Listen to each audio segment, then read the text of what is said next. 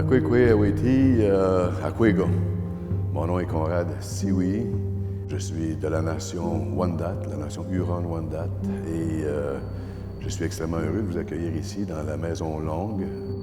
C'est une maison longue typique, exactement là, comme on a vécu pendant des millénaires. Ici, ce sont les mères de clan qui occupent les maisons longues, les grands-mamans, comme on dit, les kogums. Et puisqu'on est des sociétés matricentristes,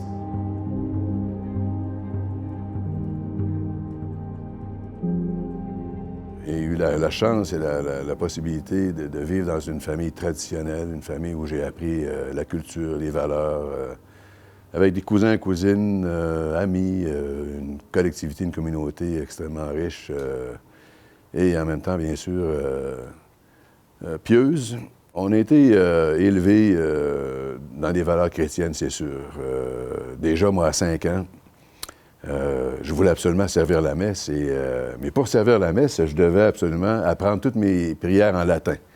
Alors, le Suscipiat, par exemple, Suscipiat Deus sacrificium de manibus tui, ad laudam et gloriam nominis tui, adituitatem quoque nostram, tutiusque ecclesiae sui sancte.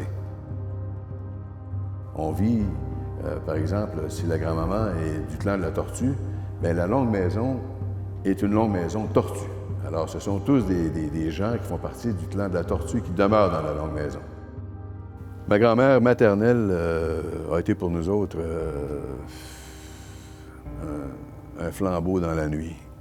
Une lumière a été pour nous autres quelqu'un d'extrêmement important, elle a été veuve à 47 ans, avec une famille de 6 enfants. Notre grand-mère nous a inculqué des valeurs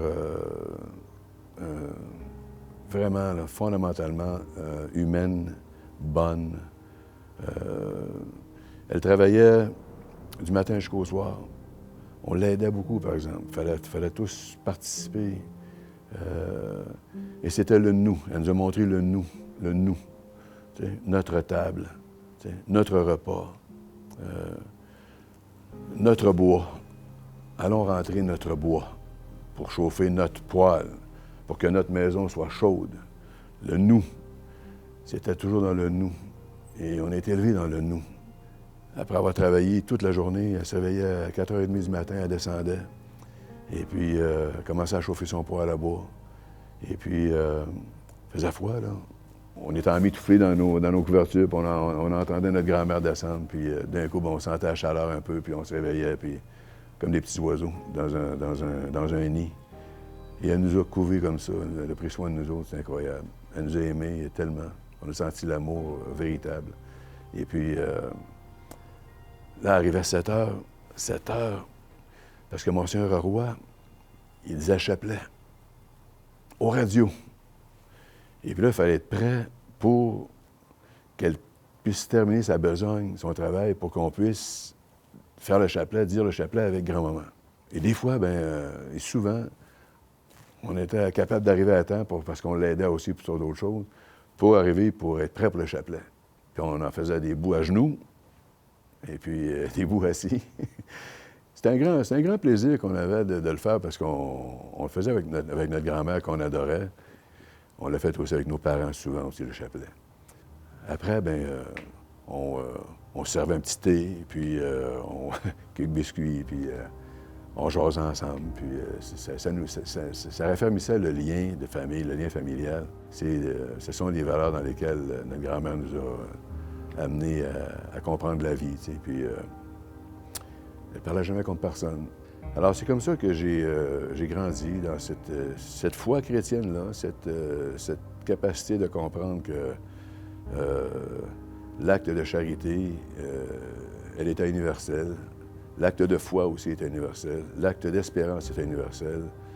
Puis on était heureux, on était extrêmement heureux. On avait une tente dehors, un gros tépi, puis on dormait, on passait nos étés dans le tépi jusqu'à temps qu'il fasse froid.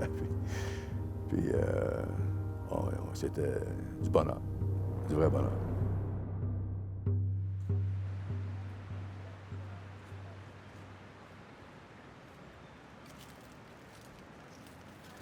J'ai eu des enfants Andy Charles, j'ai eu Ascan. Andy Charles est décédé à l'âge de 18 ans. Ça a été ma plus grande peine. Elle vit avec moi dans mon cœur à chaque instant de ma vie, jusqu'à la fin de ma vie aussi. Et puis Ascan qui a été courageux, qui a surmonté l'épreuve du décès de sa sœur. À la place de s'écrouler, bien, c'est lui-même qui m'a réveillé le matin. Il m'a dit, « Papa, il dit, Andy Charles, elle me demanderait là, de se lever et d'aller faire face à la vie telle qu'elle doit être vécue. » Et il m'a surpris ce matin-là, puis il dit, bon, ben, j'ai dit, OK, on y va. On a eu la grande joie aussi de rajouter à notre famille Sylvestre, qui était né du côté du Labrador. Était dans une situation extrêmement précaire. Souvent, les services sociaux viennent chercher les enfants, viennent les récupérer parce que les familles sont tellement pauvres, ils ont des enfants, puis etc. Bon, nous autres, on a dit absolument, on prendrait un enfant qui soit un garçon ou une fille. Alors, c'est Sylvestre qui est arrivé puis, dans notre vie, puis c'était un rayon de soleil, le plus beau petit bébé au monde. Là, là. Et puis, il a été suivi par sa sœur, Patricia, qui elle aussi, venait plus du côté du Québec, de la nation Innu, et puis qu'on a aimé, puis qu'on aime toujours, puis qui ont été la joie de notre vie. Ils sont qui ils sont, puis ils sont fiers. Ils sont fiers de qui ils sont et de leur identité Première Nation. Et ça fait chaud au cœur quand on entend nos enfants le dire, l'affirmer. On a construit cette maison, nos longues maisons, un peu comme si on vit dans le ventre de notre mère. C'est rond comme ça ici, puis c'est sacré, c'est protégé comme tel, pour être capable de permettre à tout le monde d'avoir une place qui va où ils vont être bien, ils vont être à l'abri.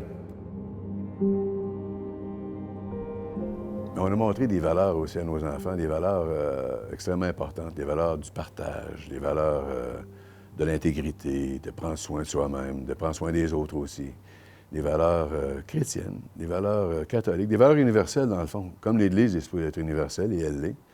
Alors, ces valeurs-là, on se doit de les transmettre. D'abord, être fier de soi-même. C'est mon premier cercle, les quatre cercles que nous avons dans la culture des Premières Nations. T'sais, on ne peut pas être un grand chef si on n'a pas soigné son propre cercle.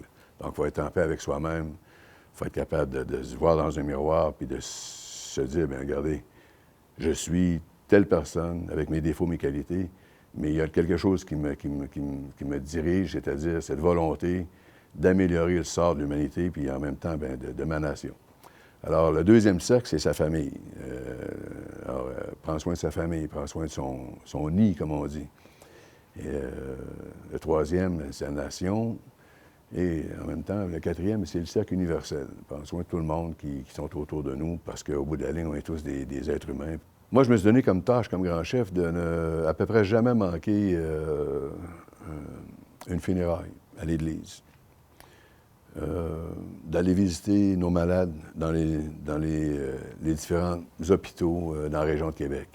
Et souvent, bien, à l'Église, le prêtre va me demander de dire un mot pour la famille du défunt, pour le défunt lui-même ou la défunte, et puis se remémorer qui elle était, cette personne-là. Alors, c'est là qu'on concentre notre pensée sur les valeurs, vraiment. C'est une personne qui aimait, une personne qui était bien, une personne qui a donné beaucoup, une personne qui était capable d'écouter. Alors, c'est ce qu'on transfère aussi, c'est ce qu'on se transmet à nos enfants, d'être des personnes de bien, qui veulent le bien, mais dans un contexte où on se doit de toujours penser à l'autre aussi, pas juste penser à soi. On va dire, comme le grand chef John Lawton disait tout le temps, il disait, on est intact, avec nos forces, avec nos faiblesses, mais aujourd'hui, encore aujourd'hui, on est intact. Nous sommes qui nous sommes. Et oui, nous tenons sur nos deux jambes fortement et on est capable de s'inscrire dans une démarche collective qui fait qu'au bout de la ligne, vous allez avoir besoin de nous et on va avoir besoin de vous autres aussi. On a besoin que les Québécois nous appuient. Et les Québécois ont besoin de notre appui aussi. C'est comme ça on va tous grandir ensemble et améliorer notre condition de vie. Parce qu'au bout de la ligne, c'est important pour tous nos enfants. Alors, on est rendu aujourd'hui à une pensée qui revient au naturel, c'est-à-dire qu'on a besoin de l'autre, on a besoin que le cercle reprenne sa place. Et c'est l'objectif qu'on a tous, qu'on soit Première Nation ou pas, les êtres humains ont besoin de se rejoindre sur le plan circulaire et de se respecter comme tel. Et c'est peut-être une des contributions importantes aussi que nos nations, nos Premières Nations peuvent apporter au monde aujourd'hui dans un monde justement qui en a tellement besoin de sentir que cette charité humaine-là, ce partage entre nous, doit se concrétiser dans un cercle uni et fort.